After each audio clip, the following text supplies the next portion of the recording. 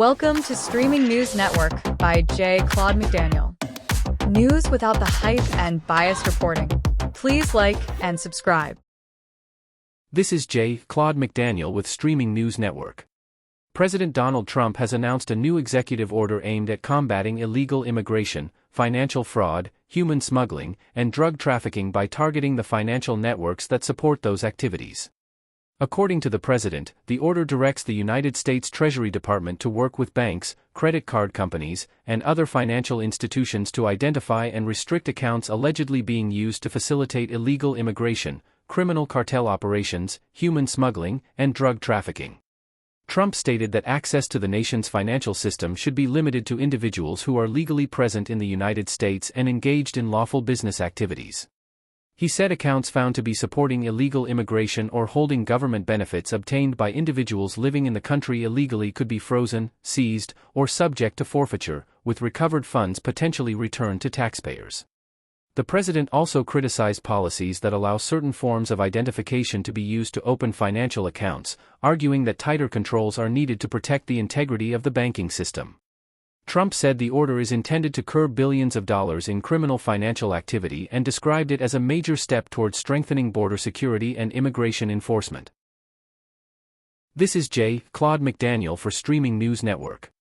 Former Orange County Congresswoman Katie Porter has officially conceded in California's gubernatorial race after failing to secure enough support to advance to the November general election.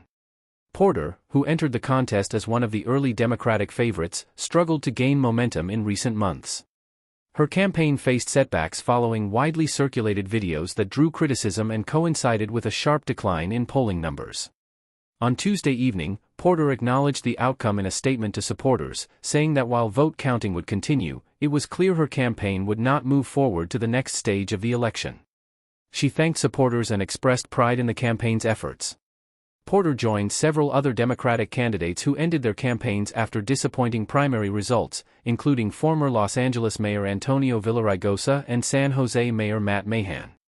With most votes counted, Republican candidate Stephen Hilton holds a narrow lead with nearly 27% of the vote. Democratic candidate Xavier Becerra remains close behind at just under 26%. Billionaire businessman Tom Steyer is running third with nearly 20% and has urged supporters to remain patient as additional ballots are processed. Republican Riverside County Sheriff Chad Bianco remains in contention with approximately 11% of the vote and has not conceded. This is Claude McDaniel for Streaming News Network. Veteran television journalist Scott Pelley has been dismissed from CBS News following a heated confrontation over the future of the long-running news program, 60 Minutes. CBS announced Tuesday that Pelley's employment was terminated immediately and cited cause for the decision. The move came just one day after Pelley openly challenged newly appointed executive producer Nick Bilton during a staff meeting.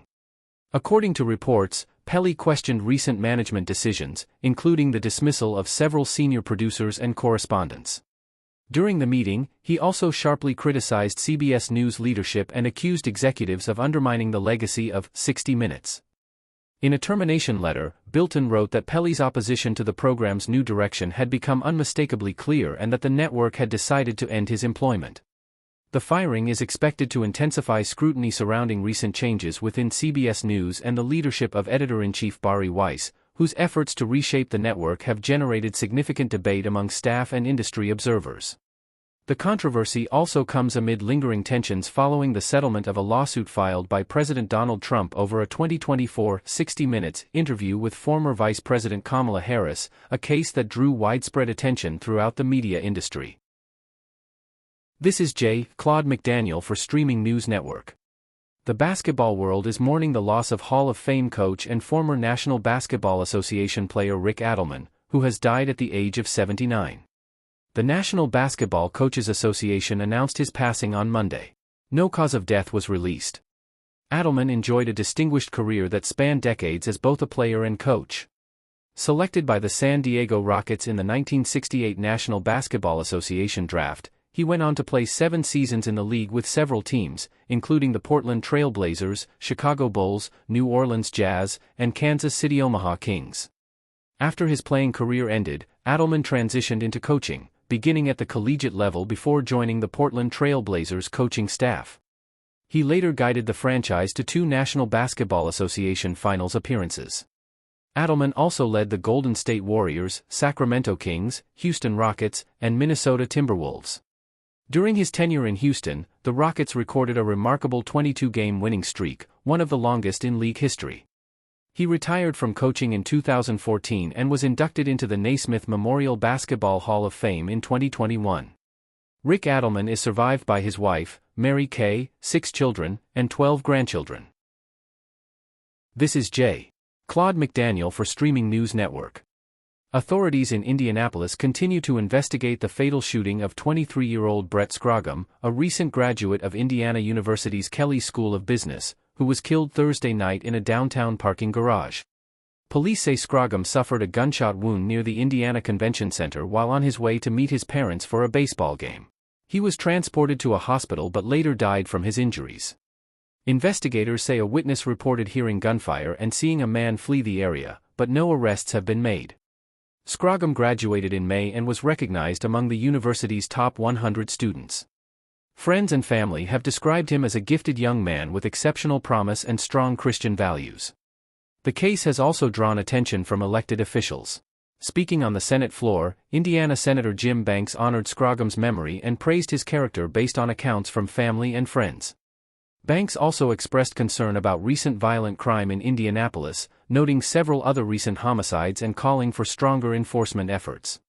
He criticized local leadership and the county prosecutor's office, arguing that tougher action is needed to improve public safety.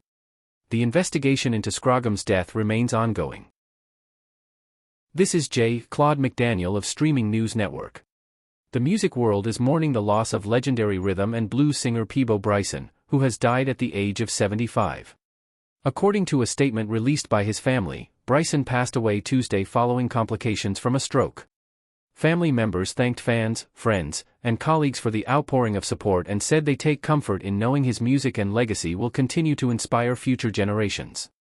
Born Robert Peabo Bryson in Greenville, South Carolina, Bryson began performing professionally as a teenager and went on to become one of the most celebrated voices in contemporary rhythm and blues and soul music.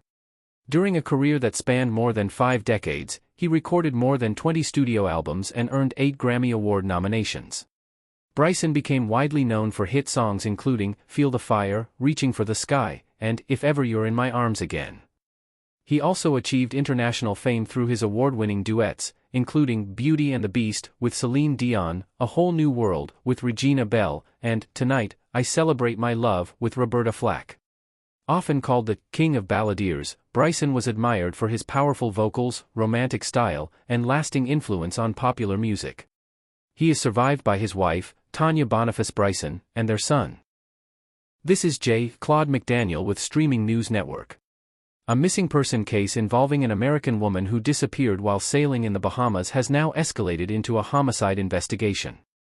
55-year-old Lynette Hooker vanished on April 4 after reportedly falling from a dinghy in rough waters near Elbow Cay in the Abaco Islands. Her husband, 58-year-old Brian Hooker, initially told authorities that she was swept away by strong currents while the couple was attempting to reach their sailboat. However, investigators now say evidence gathered during the inquiry has raised significant questions about that account. According to officials, location data recovered from Brian Hooker's phone allegedly conflicts with portions of his original timeline, prompting authorities to reclassify the case as a murder investigation.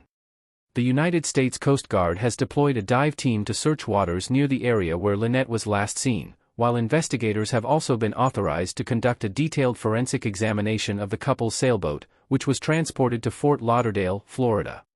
Brian Hooker has not been charged with any crime and continues to deny any wrongdoing. Through his attorney, he has maintained that he never harmed his wife and wants answers regarding her disappearance.